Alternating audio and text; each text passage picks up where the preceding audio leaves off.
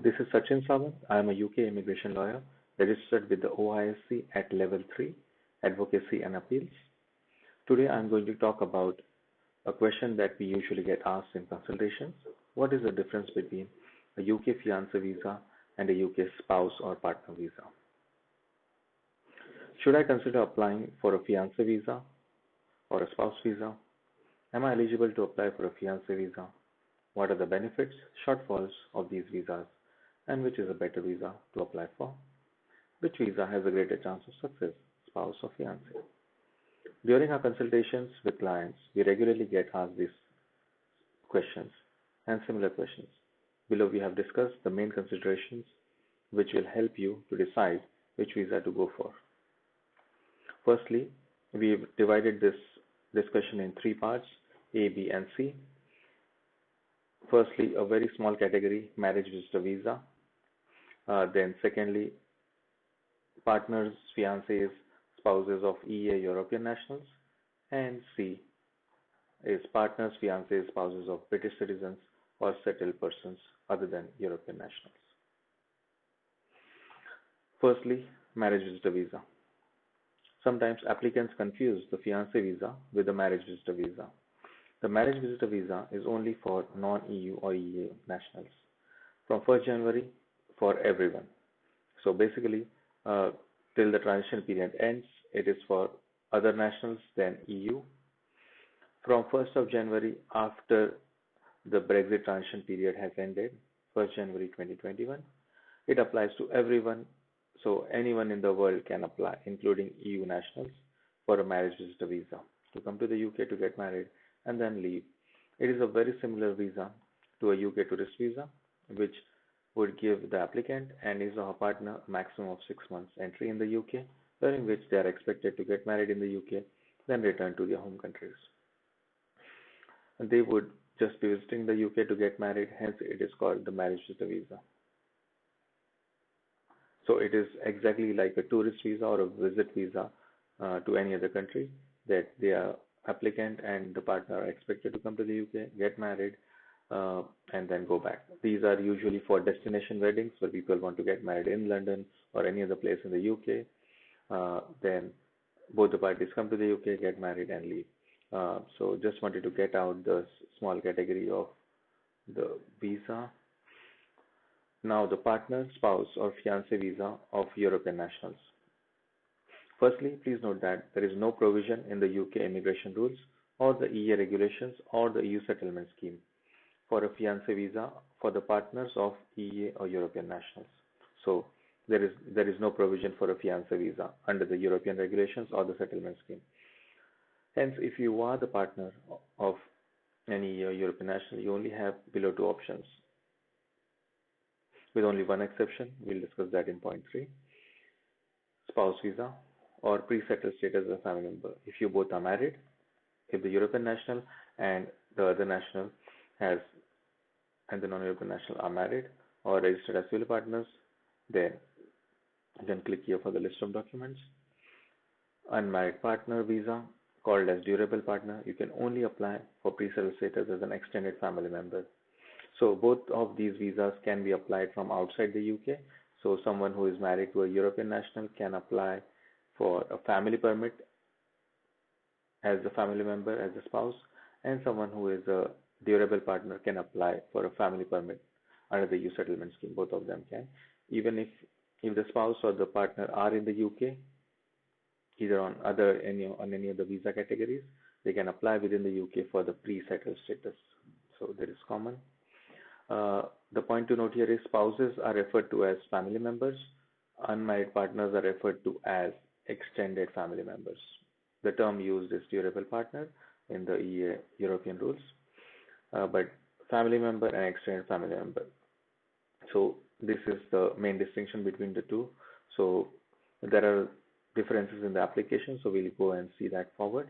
Hence, since there are some loopholes in the EU settlement scheme, hence you will have to first apply for a residence card as a durable partner. So if you want to apply as an unmarried partner or durable partner, since you are an extended family member, you cannot directly apply to the pre-settled status scheme till 31st December 2020. You have to apply for residence card as a durable partner under the previous rules rules before Brexit, EU regulations. And once you get that, that's what we have been doing for our clients. We apply for a residence card and then we apply for the pre-settled status immediately the next day. And then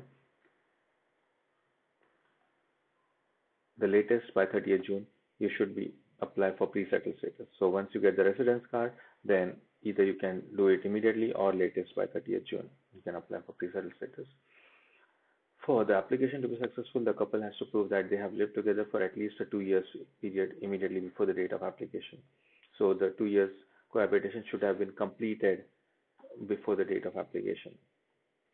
Further, considering the fact that the Brexit transition period is due to end on 31st December 2020, please note that if you are planning to apply for after 31st December, the period of 2 years cohabitation should have been completed on or before 31st December. So you should have started living together latest by 1st January 2019. So you might have lived together for 2019 and 2020. So the 2 years should have been completed on this date, 31st December 2020. Only then you can apply after 31st December on any date. The 2 years cohabitation, you can click on the link to see the cohabitation evidence. So these are the links. The 2 years of cohabitation should be completed any time up to the latest by this date, end of the Brexit transition. If you will be short of the minimum 2 years cohabitation by 31st December, then the applicant may have to apply under the British immigration rules. The new rules will be declared by before 31st December 2020. We anticipate that the rules would be very similar to paragraph C below. We've explained the further rules below, and will involve considerable UK government fees. Fiancé visa. If the sponsor, EA or European national, has already obtained settled status, so this is the exception where a fiancé visa can be applied by a family member of a European national. So this is the exception that we refer to with only one exception. So by default, you cannot apply for a fiancé visa as a family member for European national. However, if the European national has already obtained settled status or permanent residence or ILR, indefinite leave to remain, or British passport, only then the partner can apply as a fiancé under the British immigration rules. So not under the European rules, not under the settlement scheme, but under the British immigration rules. So the provision of fiancé visa is only under the British immigration rules, as discussed below in paragraph C. So we will talk about the British immigration rules for fiancés below. Please note that there are considerable amounts of fees involved. So fiancé or partner of a British or settled person. Settled persons are those who have settled status, permanent residence, or ILR in the UK. Please note that this category comes under the British immigration rules and involves considerable amount of UK government fees. Fiancé visa. Fiancé visa, when you apply it under the British immigration rules, is given for 6 months. The applicant does not have a right to work. This is very important in the UK when he or she is on a fiancé visa. This is a common question that we are asked during consultations by clients. Do they have a right to work? No, they don't have a right to work till they get the next visa. So either they get a pre-settled status if the family member is European national, or if they get a spouse visa if the family member is a British citizen. So only on the new visas they will get it. They cannot work on fiancé visa. The applicant does not have a right to access any UK government NHS medical care when he or she is on fiancé visa. So the fiancé visa is very restrictive. You also cannot access NHS. You may need to have private medical, or you may be asked to pay if you go to take any NHS treatment. Couples are expected to get married within those 6 months and then apply for a partner visa. So apply for the next visa. So this visa usually cannot be extended unless the applicant is able to prove as to why the wedding could not take place during the 6 months of the fiancé visa. So if there is any genuine reason, maybe because of any medical emergency or like COVID-19 crisis, anything like that, if there are reasons, then you should give the reasons and any documentation if applicable. And it has to be a reasonable excuse with some proof. If the UKVI is satisfied, you will be given a further 6 months. However, you will have to pay the fees again. So you'll go through the fees again. So you pay a 6-month visa fees, and then again you'll have to pay another 6-month fees, more or less similar fees. The time spent in the UK on this visa does not count towards the 5 year. This is another important consideration. So the problem areas with the fiancé visa are You cannot access NHS, don't have a right to work, and the main way is it does not count towards a 5-year visa requirement for indefinite leave to remain or settled status. The chances of success would mainly depend upon the proof of relationship, wedding arrangements, etc. Here for detailed information. So this is the detailed list of information. All you can book a consultation if you want to discuss your particular case with us. You can have a video consultation. Also, you can download the list of documents here. Once you click here, it will take you to another link. You scroll down. This is the list of documents. So you have all the requirements here. You should be able to download it here. Yeah. So under spouse level extension.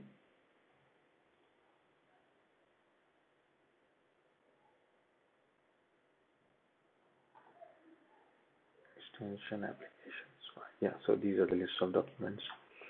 Go back and then if you answer okay. UK government fees, this is the fees information as of today. Today is 9th of October 2020. So it is subject to change. So these are all the fees involved. Please note that when you file for the partner visa after getting married within about 6 months, so since the visa is valid only for 6 months, the fiancé visa, and if you are applying under the British immigration rules, that is for partners of British citizens, then you will have to again pay another fee of GBP 2000. This is the amount within the 6 month period after getting married, because you have to move on to the long term visa.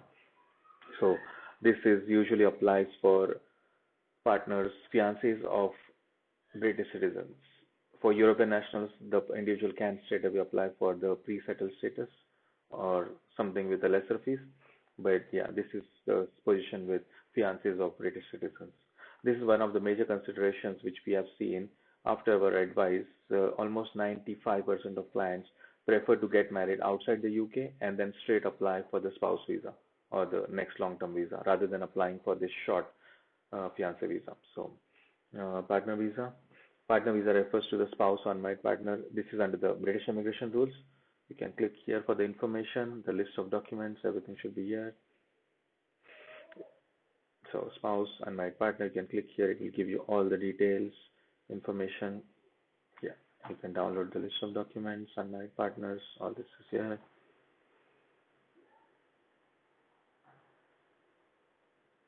So that's all. And if you wish to book a consultation, you can either book on any of the pages or you can go to book online,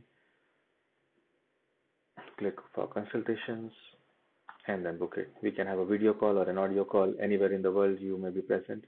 You will see our availability. You can make the payment. All the links will be sent to you. And thank you very much.